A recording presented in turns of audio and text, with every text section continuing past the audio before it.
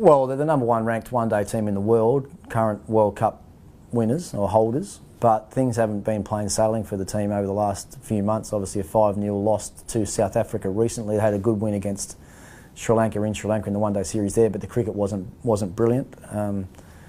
And the major problem for it right now is that we've just got so many injuries to our frontline fast bowlers. And the batting, the batting's pretty solid. You Finch and Warner and Smith and all these guys, Sean Marsh and Mitchell Marsh, all these guys, Maxwell, they'll all be in the fold and are all very, very good international players. But, as we saw in South Africa, if you haven't got a really good bowling attack to back up the batsman, then it's really hard to win one-day cricket games. And so hopefully we'll take a fully fit squad into it. And if we do, Australia will probably start favourite.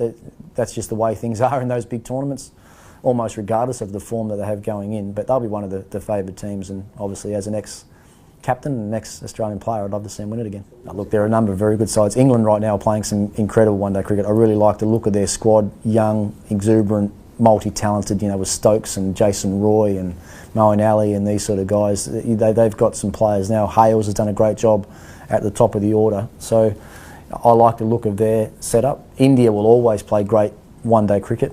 That's just they're brought up playing shorter forms of the game, and they've got so many match-winning batsmen in particular, and will probably play 2 world-class spinners in their lineup. So they're always hard to beat. New Zealand are another one. The New Zealand's cricketing depth right now is probably the best I've ever seen it. They've got a lot of all-rounders. They've got some hard-hitting opening batsmen, with Martin Guptill and obviously Kane Williamson being a class player. Corey Anderson's a world-class all-rounder they've got in the middle order, so they've also got a number of very good players. So, but once again, it's so hard to predict a winner in these tournaments now, especially probably right now. A lot of the international teams around the world at the moment are very, very even, and I think that's why we see the rankings changing so regularly. There's no one that's really dominating any form of the game around the world. And when you start talking about short-form games, you put the West Indies in there somewhere as well, because they are, unpredictable, as we saw in the last T20 World Cup, when they can do some things in short-form cricket that other teams can't do.